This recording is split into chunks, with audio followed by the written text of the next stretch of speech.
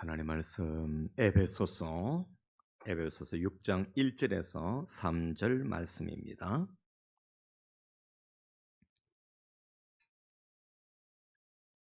에베소서 6장 1절에서 3절 말씀. 자녀들아, 주 안에서 너희 부모에게 순종하라. 이것이 옳으니라. 내 아버지와 어머니를 공경하라. 이것은 약속 있는 첫 계명이니 이로써 내가 잘되고 땅에서 장수하리라. 아멘.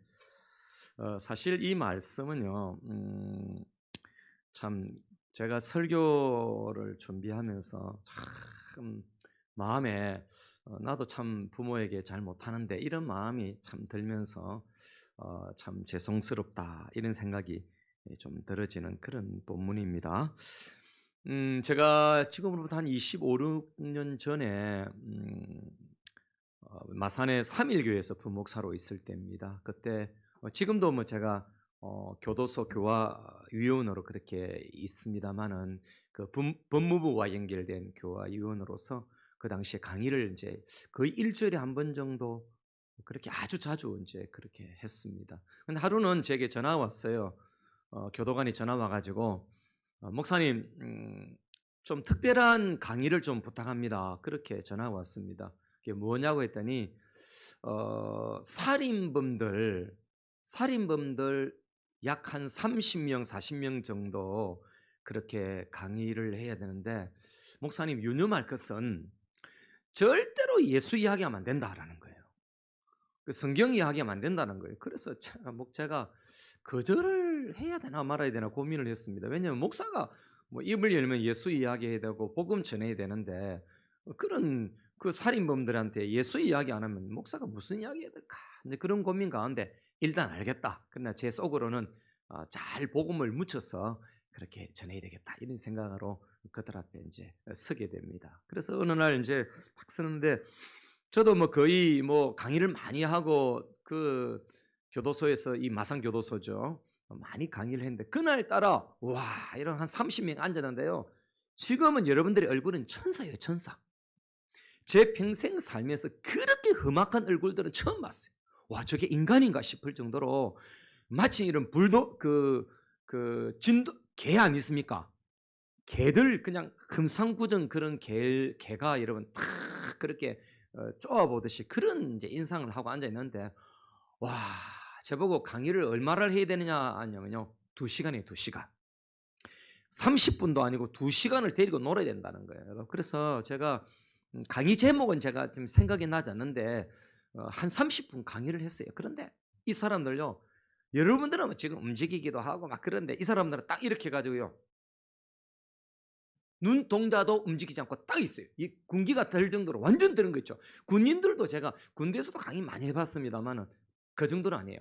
탁 해서 딱 부동자세로 앉아 있는데요. 움직이지도 않아요. 여러분 제가 얼마나 부담스럽겠습니까? 좀 고개도 끄덕거리기도 하고 여러분처럼 웃기도 하고 이래야 되는데 이건 뭐 그냥 요지부동이에요. 여러분 그때 제가 강의를 못할 정도로 막 마음이 부담이 되면서 마치 도사견 앞에 내가 서 있는 그런 느낌이었어요. 근데 그때 제 머리를 스쳐가는 성령님이 제게 주시는 지혜가 딱 뭐냐면요. 이들의 마음을 좀 열고 강의를 해야 되겠다 이런 생각이 들더라고요. 30분을 강의했는데 열리지 않으니까 마음을 열어야 되겠다 싶어서 제가 어머니 이야기를 했어요. 어머니 이야기. 어머니 이야기를 하면서 이런 노래를 제가 불렀어요. 여러분 아시죠? 나 실제 괴로움 다 잊으시고 길으실 때 밤낮으로 애쓰는 마음 진 자리 마른 자리 가라니시며 손발이 다 닳도록 고생하시네 하늘 아래 그 못이 높다하리요 어머님의 희생은 가히 없어라. 그 노래를 부르는데요. 이 친구들이 그 부동자서로 있던 그들이 눈물을 다 흘리기 시작하는 거예요. 눈물을 다 훔치면서 그 제수복 소매 끝을 가지고 눈물을 탁 땄는데 제가 됐다 이런 마음이 들더라고요. 그래서 1시간 반을 그저께 강의를 탁 하는데 이 사람들이 웃기도 하고 그 마음을 제게 그렇게 주었어요. 그리고 제가 마지막에는 예수님의 이야기로 어머님의 그 마음, 예수님의 마음으로 싹 옮겨서 했는데 교도관들이 아무도 저에게 강의를 제지하지 않았어요. 강의를 마치고 나니까 이들이 한 30명 정도가 전부 다 누구를 말하지도 않는데 전부 다 그냥 동시에 다 일어서서 저에게 기립박수를 했어요. 제가 그만두라고 할 때까지 그 제가 한 사람 한 사람 다니면서 그렇게 악수를 했어요. 와, 이런 손을 딱 잡는데요. 이 손이 아니에요. 마치 나무 같아요. 나무. 근데 감사합니다. 감사합니다. 그렇게 제 평생 그런 악수, 그런 박수를 받아본 적이 없어요. 제가 강의를 잘해서 그들을 녹인 것이 아니라 바로 녹인 것은 그들의 마음을 녹인 것은 어머니의 힘이었던 것입니다. 이 어머니라는 그 단어는 세상의 어떤 것보다도 강하고 부드럽고 감동이다라고 하는 것을 제가 그때에 깨달았던 것입니다. 여러분, 성경은 이런 부모님을 공경하라고 말씀하십니다. 우리가 아까 예배를 시작하면서 십계명 하지 않았어요, 그렇죠? 부모 공경이 몇 번째죠?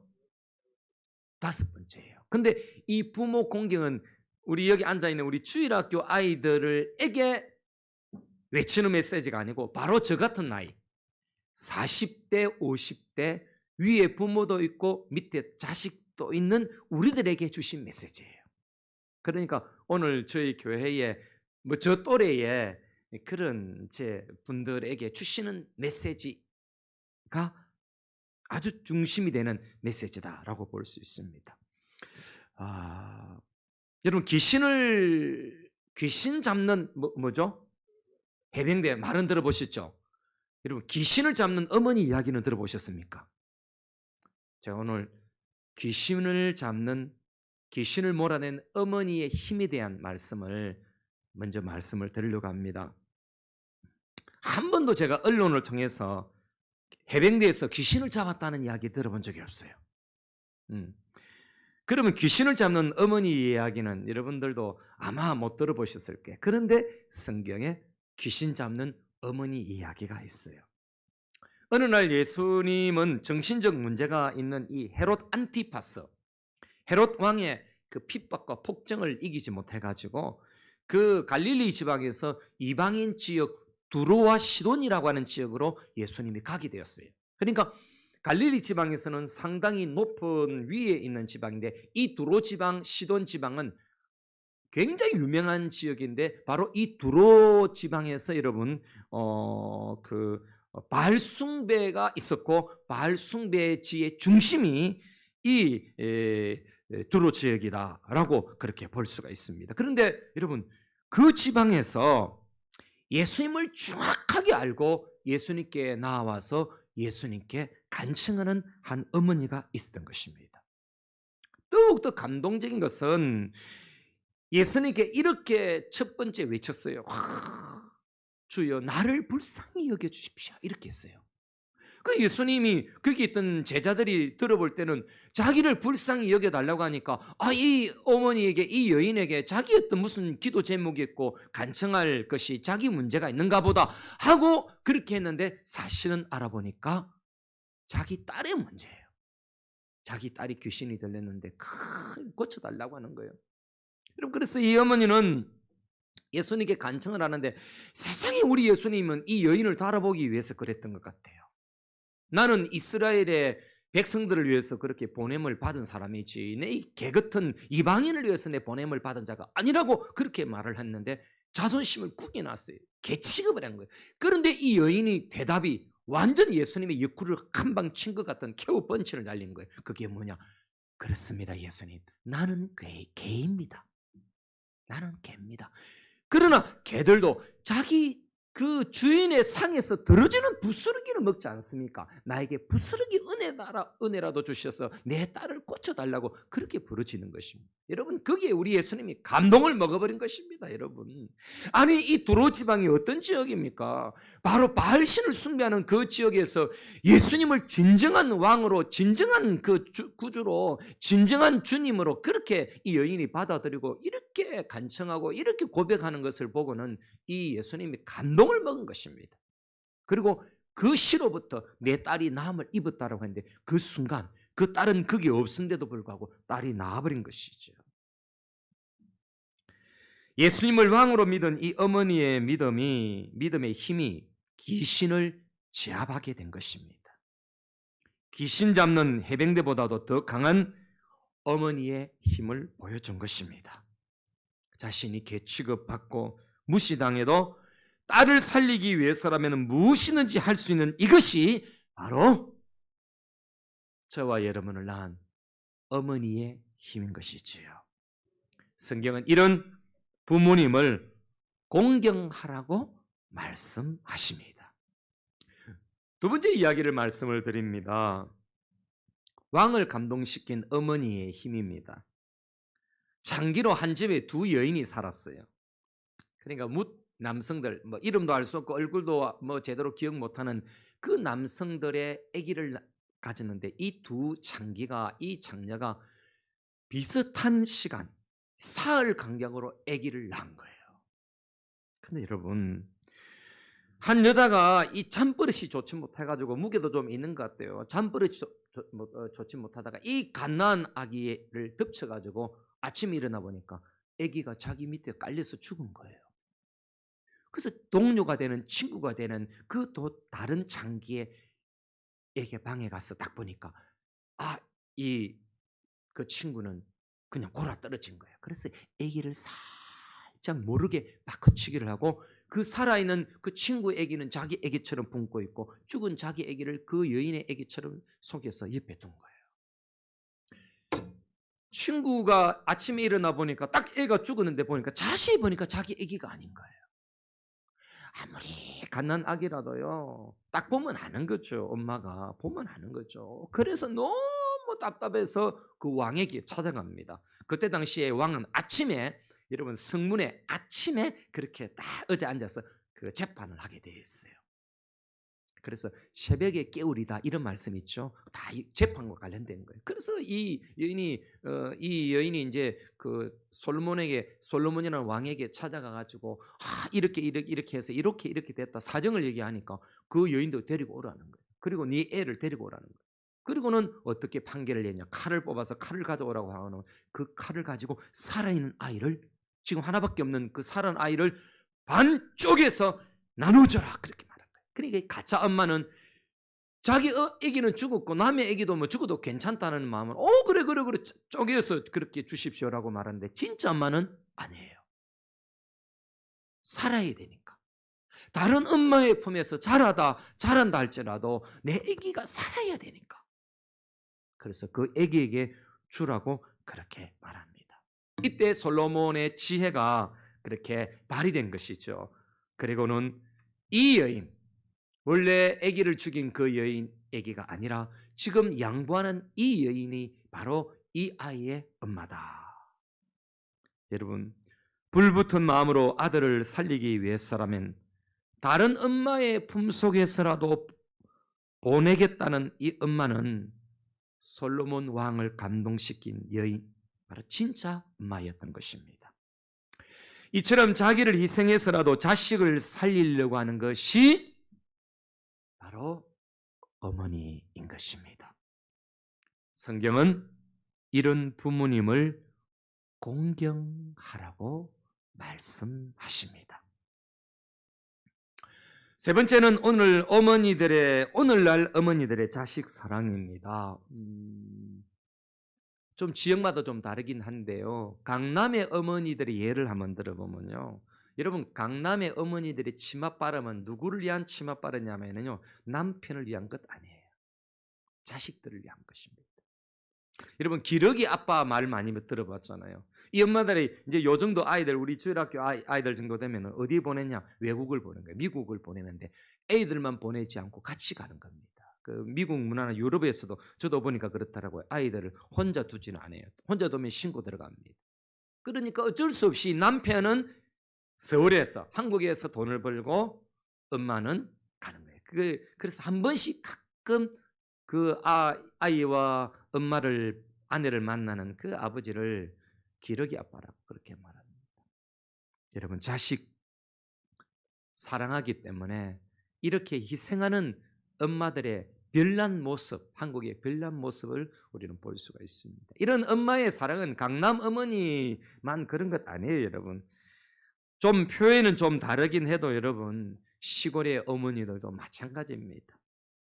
물질로 마음껏 못 밀어줄 뿐이지 최선을 다해 육체적 흔적은 고스란히 뼈마디에 남아 있는 것이 부모님이지요.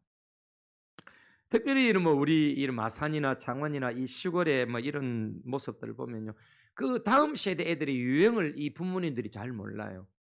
카톡도 잘 모르고 잘 못하기도 하고 이 SNS를 잘 활용을 못하다 보니까 그런 대도시의 그 부모와 자식 간의 그런 어떤 그 SNS를 통한 어떤 이런 교제함은 사실은 잘 모릅니다. 유행도 잘 모릅니다. 또 자식들의 비위를 잘 맞추는 것도 조금 둔할 수 있습니다. 그러나 여러분, 자식이 밖에 나가서 그렇게 기죽지 않도록 그 자존심 상하지 않도록 강남의 어머니들 못지않게 뒷바라지를 애를 쓰는 것입니다. 돈의 무게는 지지만은 사랑과 희생의 무게에는 결코 시골의 어머니들도 부모님들도 지지 않는 것입니다. 왜냐하면 자식을 사랑하기 때문에 그런 것입니다. 예나 지금이나 자식에게 이기는 부모는 없는 것 같습니다. 저도 첫째를 장가를 보냈는데 여러분 그게 이제 부모가 다 100% 마음이 들고 이러면 참 좋은데 그렇지는 않거든. 예, 그게 우리 며느리가 참 좋아요. 사람이 참 좋고 똑똑하고 막 그러는데 그래도 또 우리는 우리의 욕심이 있잖아요. 또 가정도 그렇고 개인도 그렇고 그렇거든. 그래서 처음엔 조금 반대했어요. 조금 이렇게. 근데 그게 그 며느리 귀에 들어가 가지고요. 그게 참 믿을 놈이 없어요. 아들도. 그 귀에 안 넣어줘야 되는데 그게 귀에 들어가 가지고. 그래 내가 이거 안 되겠다. 우리가 져야 되겠다 싶더라고. 지가 좋아하니까 내가 살 것 아니니까. 그래 어제 전화가 왔어요. 그래 왔는데 그래 그래 우리가 제주도 갈까? 우리 제주도 살까 나중에 이러니까 말고 제주도 와 이러는 거 있지. 아이고 오세요 이래야 되는데 나는 우리 어머니 모시고 사는데 그래 우리는 특별한 그 효도는 안 해도 그냥 막 어머니에게 잘 해드리는 것도 없어요. 그런데 막 같이 사는 거 그건 점수 안 땄겠나 싶어요. 우리 그 아내가 그래도 애를 씁니다. 그 젊은 나이에 여러분 그래도 그 나이 든 시어머니 모시고 사는 거 나중에 나갈 때 막 악수로도 손 한 점 잡아주세요. 난 한 번도 그렇게 고맙다 소리를 못 했는데 막 설교 시간에는 또 이렇게 간이 배밭에 놓으니까 성령님 의지해서 고맙죠. 고맙죠. 참 자식에게 이기지 못하는 겁니다. 참 엊그제 좀 기쁜 소식이 있는데 그 어버이날 둘째가 참 이게 그 좀 아가씨들을 모르고 좀 연애도 안 해요. 나이가 30인데 우리 때는 그 정도 되면 애 둘 다 낳았을 때거든. 고민이 되고 기도가 되고 이제 첫째처럼 그래도 우리 마음도 좀 들어야 되겠네. 막 그런 기도를 하나 했어요. 하나님 그래도 빨리 장가 보내게 해주십시오. 막 내년에는 보내게 해주십시오. 이렇게 했더니 갑작스럽게 전화가 온 거라. 전에 제가 개척교회 하던 그 제주도에 있었던 그 교회에 장로님의 딸이 그 요만할 때 제가 가르쳤거든요. 요만할 때 비전스쿨도 하고 제가 수요일 날 성경부도 가르치고 그래서 근데 애가 참 참한 애가 하나 있어요. 근데 막 언니가 하나 있는데 이 언니가 욕심이 조금 많긴 해요. 근데 이 둘째는 욕심도 없고 차 베풀고 참기도 하고 인내도 있고 그래요. 그래서 아이고 참 참하다. 생긴 게 이영애 닮았어요. 이영애 딱 보면 이영애예요. 어릴 때. 그래서 서울에 살았으면 아마 탤런트로 빠질 수 있는 아예 탤런트가 됐을 거예요. 근데 이놈아 그 부모님이 그 결혼식 때 우리 둘째를 보더니 농담 삼아 그런 것 같아요. 그 목사님 그 권능이 우리 예지랑 예지랑 그뭐또 한번 사귀도록 해보죠 이러는 걸 끝내고 그래 뭐 해봐라. 근데 전화를 받았던 것 같아. 근데 우리 아들이 전화가 온 거라. 아빠, 그 예지가 어때요? 하는 거라. 그 왜? 이러니까 사귀기로 했다는 거라. 그래서 내가 아이고 그래 좋지. 아이고 하나님이 이래도 기도 응답을 해주시나. 좋지. 내가 어릴 때부터 보고 또 양육시키는데 좋지. 그랬더니 아이고 그래 가만히 아내가 듣더니 어머나 그 세상에 전국에 얼마나 아가씨들이 많은데 하필이 둘 다 또 제주도네. 그렇더라고. 그 뭐 지가 사귀겠다는데 나이 차이가 6이나 돼요. 6이나. 어려요. 6이. 근데 그 부모님은 괜찮대. 나이가 많아도. 뭘 보고 또 그렇게 하는지 모르겠는데 어쨌든 감사하다. 자식이 부모가 반대를 해도 또 참 어쩔 수 없어요. 그죠? 자식 이기는 그런 부모는 없는 것입니다. 한없이 져주면서 자식을 높이고 싶은 것이 부모 아니겠어요? 내가 부모들 여자들끼리 모이면 제일 많이 하는 거 자기 자식 자랑해. 돌아가면서 그 여자들이 희한해요. 말은 하는데 또 귀는 열려가 있었고 막 서로 이야기하면 남자들은 그거 다 까먹거든요. 근데 여자들은 그 전부 다 기억해요. 그 집에 가서는 얘기한다. 옆집에 애는 어떻고 저고 그 다 자기 이야기만 하는 것 같은데도 다 들어가지고 또 자식들에게 스트레스를 주거든. 그러니까 사실은 스트레스를 주는 것 같지만은 옆집 아이는 어떻더라, 옆집 아이는 공부도 잘하고 옆집 아이는 청소도 잘하고 막 이렇게 이야기하는데 그건 사실 스트레스 주려고 그런 게 아니고 자기 자식을 사실은 높이는 것이고 그렇게 하는 거죠. 여러분 이런 성경은 이런 부모님을 공경하라고 말씀하십니다. 오늘날 우리 현실 속에 이 외에도 부모님의 사랑과 희생의 스토리는 얼마나 많은지 모릅니다. 이렇게 받은 사랑에 비해서 자식들이 철들어서 부모를 이해하기까지는 너무 긴 시간이 드는 것 같아요. 저도 어머니 모시고 있지만은 다 어머니를 이해하겠습니까? 최근에 제가 이 노래가 오래전에 생겼다는데 제가 최근에 이 노래를 누구한테 소개를 받았는데 이 노래가 막 너무 좋아가지고 제가 한 자리에서 한 10번 정도 들었는데 10번 다 울었던 것 같아요. 근데 우리 아내는 안 울었어요. 제가 좀 감성이 뛰어나는지 그 노래가 한번 여러분도 오늘 집에 가서 한번 검색을 해서 한번 들어보세요. 김진호 가수가 부른 가족 사진이라는 노래, 가족 사진. 그 노래도 너무 구슬프게 부르고요. 거기에 보면은 그 아버지가 어릴 때 먼저 돌아가신 것 같아요. 그 아빠의 그 사진을 여러 들고 있고 다 커가지고 이제 철이 들어가지고 이 보니까 그 아버지의 사랑이 얼마나 귀했는가, 부모의 사랑이 얼마나 귀한가를 그렇게 노래에 담았는데 그 가사가 이래요. 제가 부르면 좋지만 이게 또 은혜가 안 될 것 같는 거라. 바쁘게 살아온 당신의 젊음에 의미를 더해줄 아기가 생기고 그날에 찍었던 가족 사진 속에 설레는 웃음은 빛발에 같지만 어른이 되어서 현실에 던져진 나는 철이 없는 아들, 딸이 되었어 이곳저곳에서 깨지고 또 일어서다. 외로운 어느 날 꺼내본 사진 속 아빠를 닮았네. 내 젊음 어느새 기울어 갈 때쯤 그제야 보이는 당신의 날들이 가족 사진 속에 미소 띈 젊은 우리 엄마 꽃피던 시절은 나에게 다시 돌아왔어.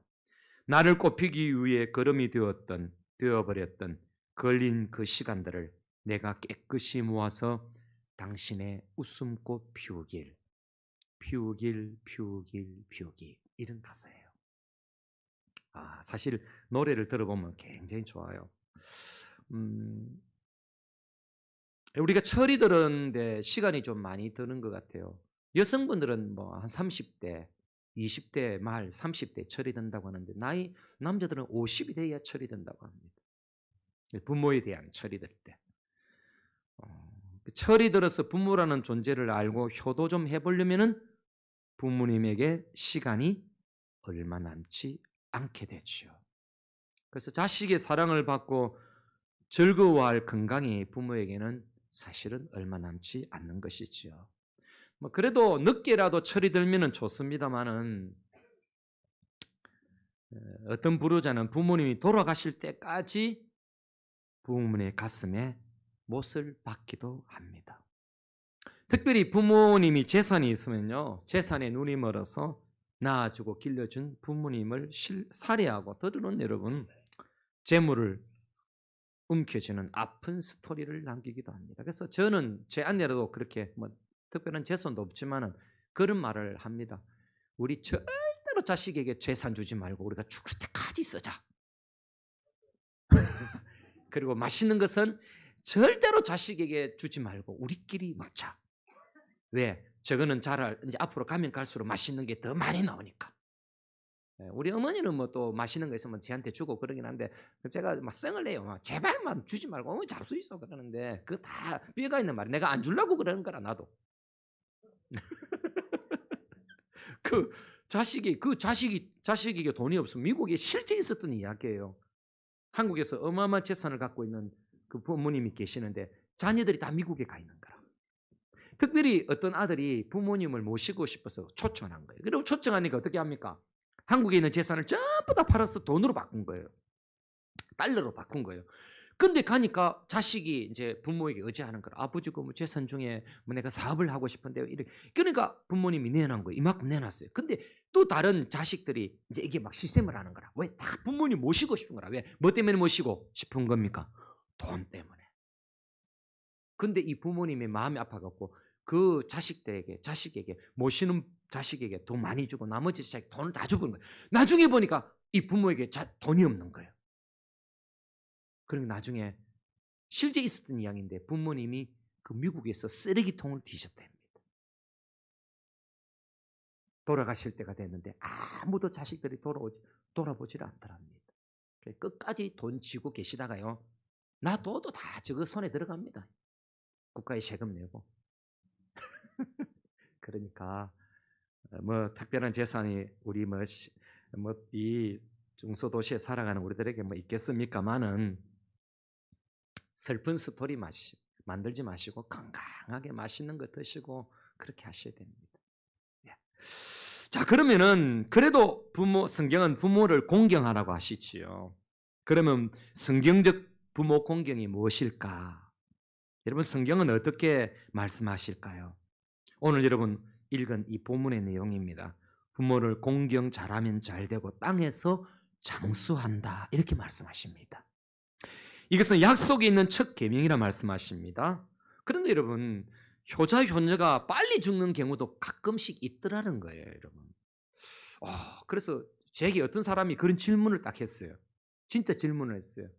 근데 제가 마침 존 스타트 목사님의 책을 읽은 적이 있는데 존 스타트 목사님이 이 부분에 대해서 이렇게 말씀하셨어요. 이 약속을 개인에게 적용되는 원리라기보다는 사회 전반에 적용하는 원리다라는 겁니다. 여러분 모든 자녀들이 부모를 다 공경을 잘하면 어찌 됩니까? 사회가 건강한 사회가 되어지고 예쁜 사회가 되어지고 평화로운 사회가 되니까 어떻습니까? 자녀들이 행복하게 살 수 있고 그 사회는 장수의 복을 누리게 된다는 거예요, 여러분.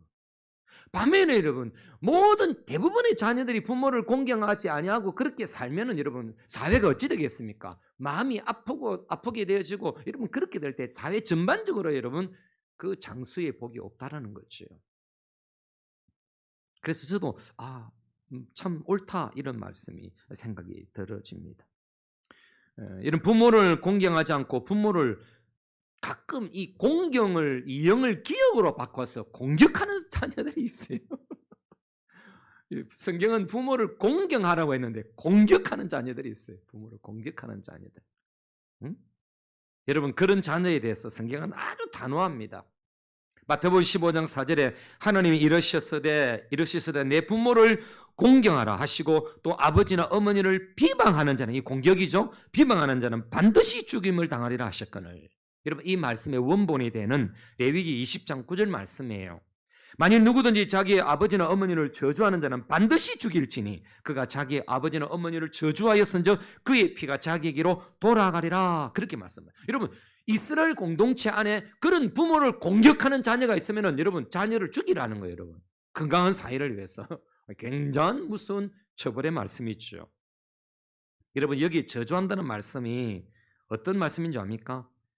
하찮게 여긴다 이런 말씀이에요. 하찮게 시시하게 여긴다 이런 뜻이고 가볍게 여긴다는 뜻이고 원문의 뜻은 바람 이하의 상태로 여긴다라는 거예요. 부모를 작게 본다 이 말이죠, 여러분. 저는 어릴 때 저희 어머니 키 작잖아요, 여러분. 지금도 작은 키인데 더 이상 크진 않아요. 엄마를 어릴 때는 크게 보여. 근데 나이가 이제 조금 청소년기가 되니까 어떻습니까? 당연히 엄마를 추월해 버리죠.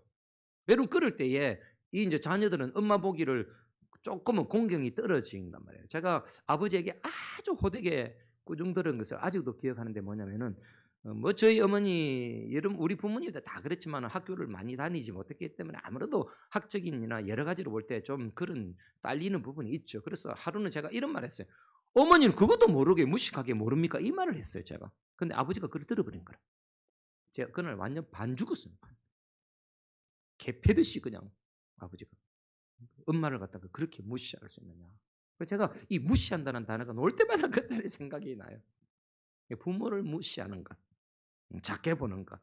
그럼 이런 비성경적이고 성경은 단호하게 그것을 여러분 대처를 하고 있는 것입니다. 이처럼 하나님의 백성들이 살아계시는 부모님을 공경하고 순종하는 것은 자기 백성을 향한 하나님의 뜻이자 명령이라고 하는 사실을 우리는 알아야 합니다. 뿐만 아니라 존 스토트 목사님에 의하면 공경하는 것은 우선적으로 하나님께 부모에게 주신 권세를 인정하는 것이라 그렇게 말했어요. 좋은 말씀인 것 같아요. 그것은 부모를 사랑하고 존경하고 배려하는 것을 포함하는 것입니다. 그러면 최고의 부모 공경은 무엇일까? 이런 마지막으로 말씀을 드립니다. 바로 여러분 언약의 백성으로서 효도하는 것입니다. 여러분 성경에 한 예를 듭니다. 요셉이라는 사람이 여러분 110세를 살고 애굽 땅에서 죽게 되잖아요. 근데 그 자손들을 모아놓고 죽기 전에 유언을 남깁니다. 그 유언이 뭐냐면은 그 정조 할아버지 아브라함, 이삭, 야곱 그 언약을 생각해서 자기가 죽으면 시신을 메고 약속의 땅에 분명히 간다고 했는데 그 약속의 땅에 내 시신을 메고 가라 했어요, 여러분. 근데 그것이 현실이 되기까지는 360년이 흘렀어요. 근데 그 자손들이 출애굽을 할 때 반드시 들고 간 것이 뭐냐면은 요셉의 그 말을 기억하고 여러분 하나님이 반드시 찾아올 것이니까 하나님이 반드시 우리를 돌보실 거니까 내 해골을 메고 약속의 땅에 들어가라 했는데 여러분 그 자손들이 360년 뒤에 출애굽을 해서 약속의 땅에 들어갈 때 뭘 메고 갔냐면은 요셉의 해골을 메고 간 거예요. 이스라엘 백성들은요 죽으면요 이런 말씀 성경 읽어봤습니까? 여러분 이런 거는 완전 엄청난 꿀팁입니다. 내 열조에게 돌아갔다 이런 말을 들어보셨죠? 성경 보셨죠? 열조에게 돌아간다. 이것은요 이스라엘 백성들은 굴에다가 장사를 지내는데 사람이 죽잖아요. 죽으면 나중에 이게 가족이고 다 이제 살은 다 허물어지고 없어지고 뼈만 남으면요 그 뼈를 모아요. 그래 단지에다 딱 넣어요. 그래서 아버지 단지, 할아버지 단지. 그다음에 아버지 돌아가시면 아버지 단지. 내가 죽으면 이렇게. 그래서 여러분 그 아버지 옆에 내 단지가 나중에 내 시신이 놓여지고 단지가 놓여질 것이기 때문에 열조에게 돌아갔다 그렇게 말하는 거예요. 근데 요셉의 이 뼈를 안고 항아리를 안고 여러분 이스라엘 백성들이 출애굽했다니까요. 그러니까 출애굽은 또 한편으로서는 여러분 장래 예식의 한 예식의 행사와 같은 거예요, 여러분. 요셉의 뼈를 메고 가니까. 여러분 그것은 뭘 메고 갔느냐라는 겁니까? 뭘 메고 갔을까요? 여러분 그것은 바로 요셉이 말했던 하나님의 언약을 메고 간 거예요. 하나님이 반드시 찾아올 것이니까 약속의 땅에 반드시 우리를 인도하신다고 했으니까 나는 그 약속의 땅에 묻히기를 원한다는 거예요. 그러니까 내 해골을 메고 가라. 그것은 여러분 해골을 메고 갔다기보다는 어떤 면에서는 더 깊은 의미는 바로 언약을 메고 갔다라고 볼 수가 있는 것입니다. 언약을 계승해서 언약을 메고 가는 것 이게 요셉의 부탁이었다라고 하는 것입니다. 여러분 진정한 부모 공경은 무엇일까? 바로 조상적부터 가진 언약, 즉 믿음을 지키고 보존하는 것이 진정한 부모 공경이 되는 것입니다. 전하, 예영아, 하영아, 기록했나? 진정한 부모 공경은 공부를 잘하는 것도 중요하고 부모들이 한결같은 소망 건강한 것도 중요해. 나는 기도 제목 하나 있어. 그게 뭔지 알아? 우리 어머니보다 내가 먼저 죽지는 않아야 된다. 부모의 자식은 죽으면 땅에 묻지만은, 부모를 죽으면 땅에 묻지만은, 자식이 부모보다 먼저 죽으면은 가슴에 묻기 때문에 그래. 근데 더 중요한 것은 어머니의 신앙, 나의 신앙, 자식의 신앙 계속해서 신앙의 가문 되도록, 신앙의 유산이 흘러가도록 돼야 된다. 우리 부모님 막 어마어마한 돈을 남기지 내게 안 했다 할지라도 믿음의 유산이 우리 가정에 보배가 되어지고 계속 흘러가야 된다. 이것이 부모 공경의 중요한 것이다라는 거예요. 그러니까 너희들이 믿음 생활 잘하는 것, 그게 부모를 공경하는 거라. 지은이 알겠나? 지은이 알겠어요? 아멘.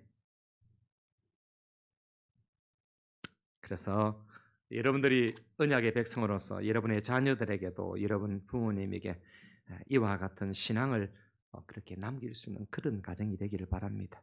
어느 곳을 가든지 부모가 남긴 십자가의 언약을 메고 다닌다면 그것보다 보람되는 것은 없을 것입니다.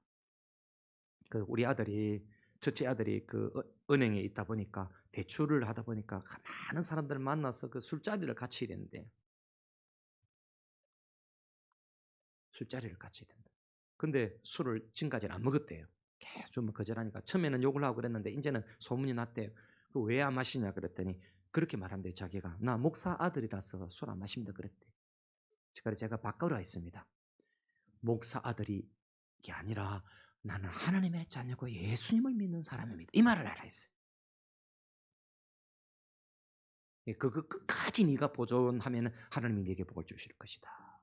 근데 자기가 다니는 그 교회 안에서도 어떤 분이, 장로님 중에서도 술을 드시는 분이 은행원이 있다는 거예요. 아빠, 그런 분들도 그거 보지 말고 니는 주님만 바라보고 안 마시단다. 네가 마실 주는 술 주자가 아니라 주님 주자다.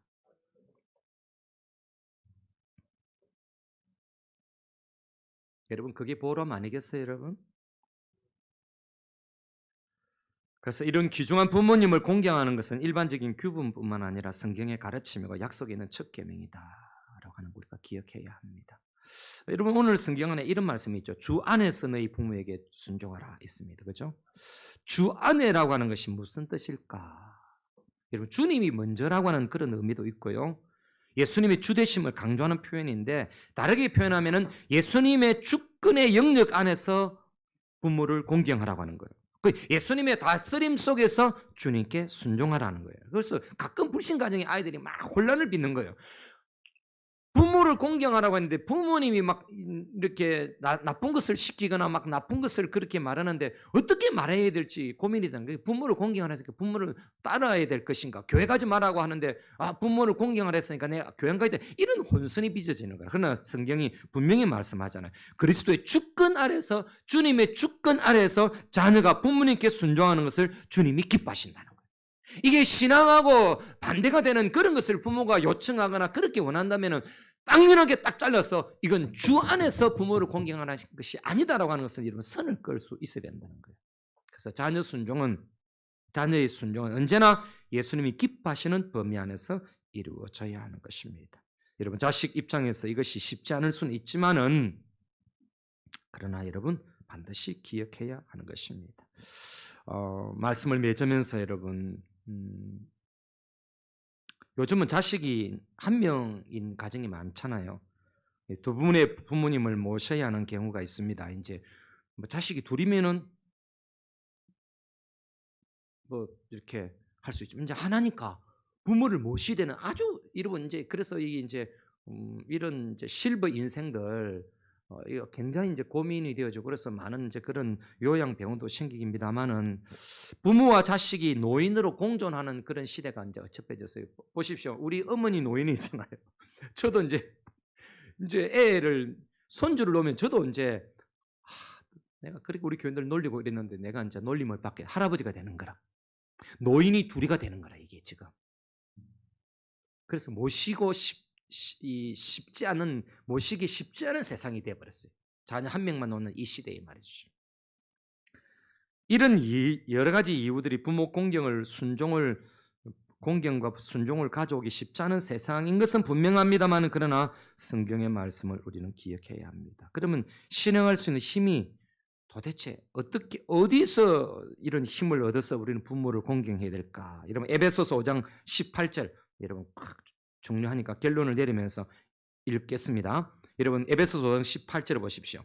술 취하지 말라. 이는 방탕한 것이 오직 성령으로 충만함을 받아라. 이랬어요. 여러분, 거기에 성령으로 충만을 받아라, 이 동사가 주동사입니다. 그러니까 이 동사가 어디까지 연결되어 있냐면은 바로 5장 18절만 있는 것이 아니라 6장 9절까지 연결되어 있어요. 그러니까 성령의 충만함을 받아야만이 아내와 남편이 서로 사랑하고 복종하고 이런 관계가 되어지고, 성령 충만해야만이 여러분 부모가 자식을 또 이렇게 사랑하고 자녀들은 부모를 공경할 수 있는 이런 관계가 이루어진다는 거예요. 그러니까 이런 부모를 공경하는 이게 쉽지 않지만은, 여러분 이론적으로는 당연히 그래야 되지만 이론을 뛰어넘어서 우리가 힘을 얻을 수 있는 것은 성령의 충만해야만이 부모 공경이 제대로 되어지고 부모 공경할 수 힘이 되어지는 거예요, 여러분.